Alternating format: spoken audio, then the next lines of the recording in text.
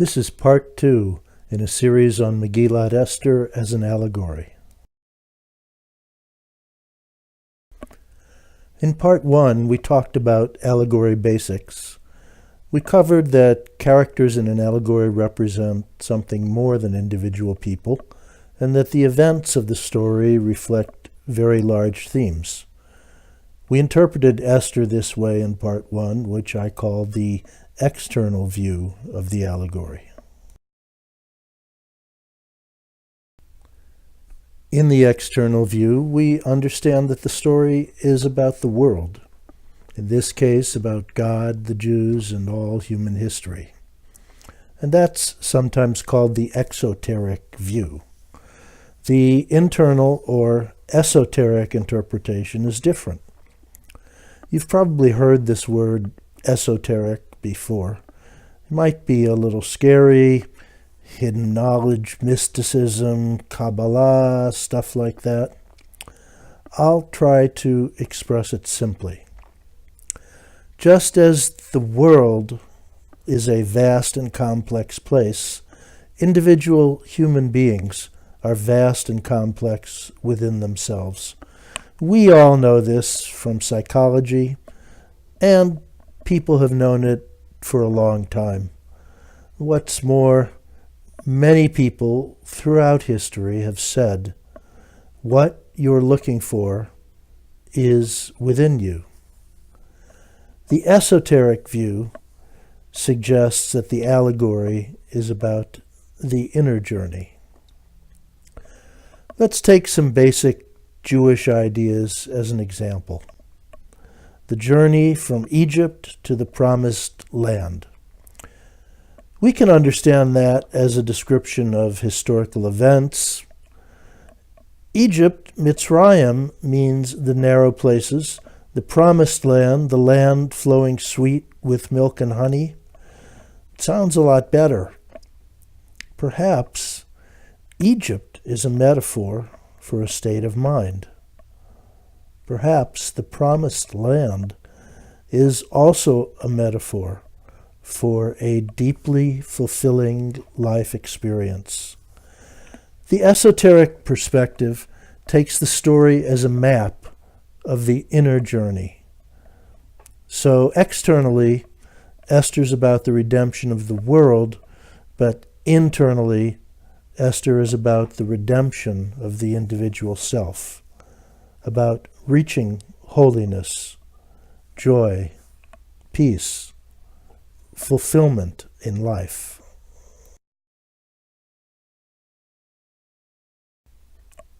It turns out that most biblical allegories can be looked at both ways, and they're not mutually exclusive. Is one right? Is the other right? The more I think about this, the more I conclude that we need both perspectives in our lives.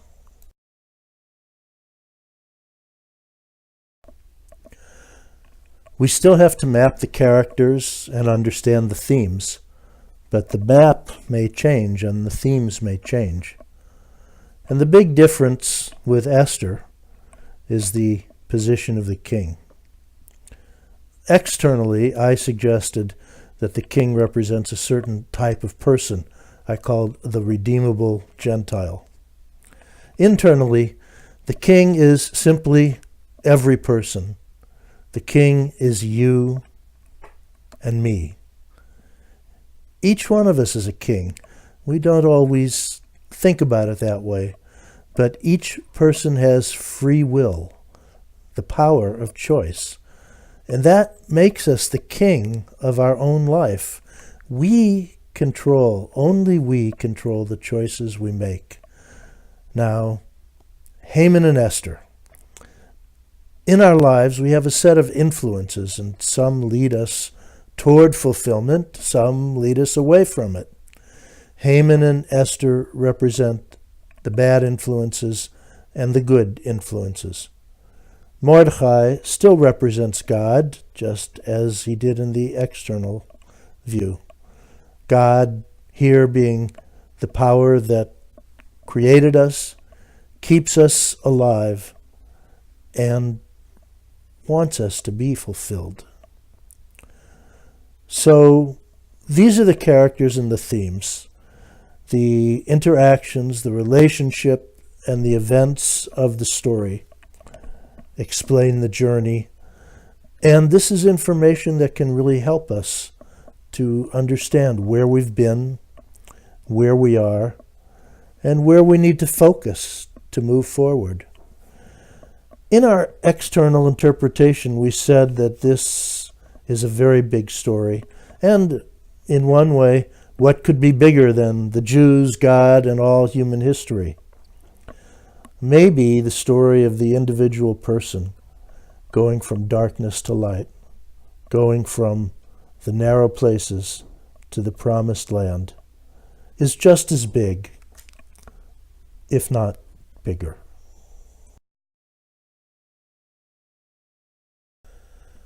Let's talk about what we mean by good influences.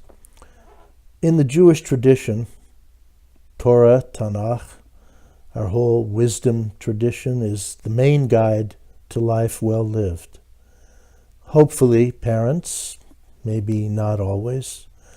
Hopefully, rabbis, teachers, perhaps other wisdom traditions, good friends. All these can point us in the right direction, to God, to gratitude, to fulfillment. Point us inside and encourage and help us on the journey.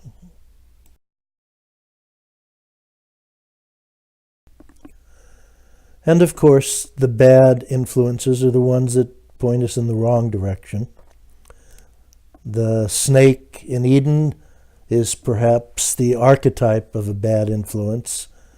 And remember, we talked about the strong connection between Haman and the snake. Haman had everything except Mordecai bowing. And that one thing he did not have obsessed him. Adam and Eve also had everything except one thing. And the snake encouraged them to obsess about that. These bad influences take many forms. All the things we see here are familiar. It all adds up to one thing, really. We'll never find what we're looking for if we look in the wrong place. Looking outside for what lies within us, we, like Haman, will never be satisfied. This is the character diagram we'll use to trace the story. Before we start, please note YHT and YHR inside of the king. These stand for the Hebrew Yetzer HaTov and Yetzer Hara. In English, the inclination to do good and the inclination to do evil. Now, I was thinking at first that Esther and Haman might represent these, but we know that the story leads to the annihilation of Haman, and our tradition says that these two Yetzers are always inside of every person. You can't really annihilate them. So that doesn't work, but it does work if we think of Esther and Haman as influences. Good influences feed Yetzer HaTov, and bad influences strengthen Yetzer Hara. So that's why there's some color coding here. In the model of consciousness we find in the book of Esther, I suggest we can see 4 major stages of growth, and here they are. So now we'll walk through the story and see how the events and connections and the relationships of the characters explain allegorically how we evolve through these stages. Watch for the connections. These are the key. unconsciousness. As the story begins, the king is unconscious. We see the king with a strong connection to Haman. Haman's giving the king lots of money, lots of bad advice. The king is giving Haman a lot of power. Mordecai and Esther are also introduced early, and we understand that they have a very positive connection, a good relationship. So they exist, but they're not connected yet to the king.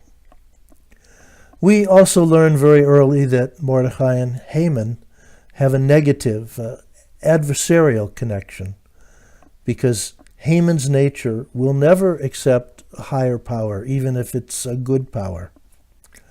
And finally, we learn that the king loves wine. Wine lowers consciousness.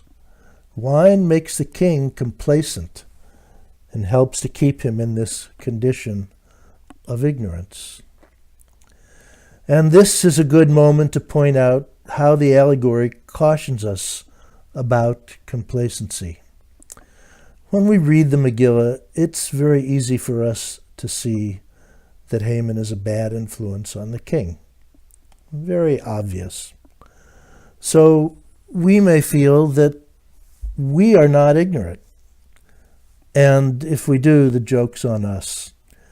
We are outside of the story, so we can see. The king is inside of it, and he thinks that Haman's a great guy. We're all inside of our own lives, and it's just as hard for us to see as it was for the king. We often don't see that powerful bad influences are acting on us every day. I'll give you one example. We've all been programmed by our consumer society to believe that external things will make us happy. And we're all thinking about the next thing, whatever it is, that's finally going to do it. The next house, the next car, the next job, the next relationship, the next computer, the next gadget, whatever. This is very real. I've got an iPhone 6 Plus, a great phone with a great camera. But I know already that the iPhone 7 has an even better camera with 2 lenses. I'm not getting that, partly because I don't want to spend the money now, but even more because I'm already reading about the iPhone 8, which is going to be even better. And I'm thinking, boy, when I get that iPhone 8, I'm going to be happy. We all have this tendency. Let's not take it lightly. Let's not think that you're not ignorant, that we're not ignorant. We all are, and this is a mega problem. It's not just other people who need these insights.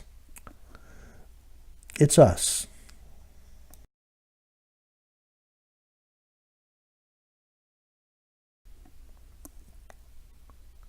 Recognition. Sadly, it's possible to be born, live, and die in unconsciousness, but that's not what happens to the king. There's a discovery, a recognition, represented by the king's wanting to establish a new queen, his choice of Esther, and his falling in love with Esther. The idea of falling in love here is very important in the allegory. Good influences, indeed goodness itself, is not something we can just embrace intellectually. We have to see its beauty. We have to fall in love. That happens to the king, and now there's a new connection in his life. But the old connections to the bad influences and the wine are still very much there. So there's a kind of balance, and there's a certain suspense.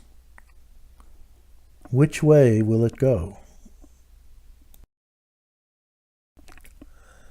Gratitude. In the story, we see the king in a kind of dark night of the soul, a spiritual crisis. He can't sleep. And that night, he learns that he owes his life to Mordecai, and he wants to express his gratitude. Again, it's not just an intellectual recognition.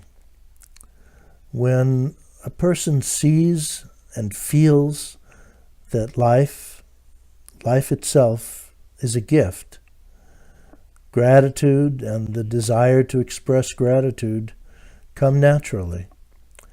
Now the king has taken a major step. He has a direct relationship with Mordecai. He does not just see him through the eyes of Haman. He sees him through Esther's eyes and through his own eyes. What we have now is an unstable situation. With the good influences of Esther and the direct connection with Mordecai, the king has reached a point where Esther can tell him that if he truly loves her, he can't have Haman and her. He must make a choice. And he does. And after he disconnects from Haman, he transfers the control from Haman to Mordecai. So now it's the divine principles in charge of his life, and that relationship is strengthened. When the story began, the king was seeking fulfillment, joy, and bliss in wine. He thought that would make him happy. Now, there's another kind of wine, the wine of divine joy that emerges for him. And so we understand from Esther that the ultimate destination, the Messianic age and everything else we've called it, is a state of consciousness, a state that a person can enjoy in this world as it is, because it's a reality that has always been there, but we were not aware of. And awakening to that reality is a kind of redemption.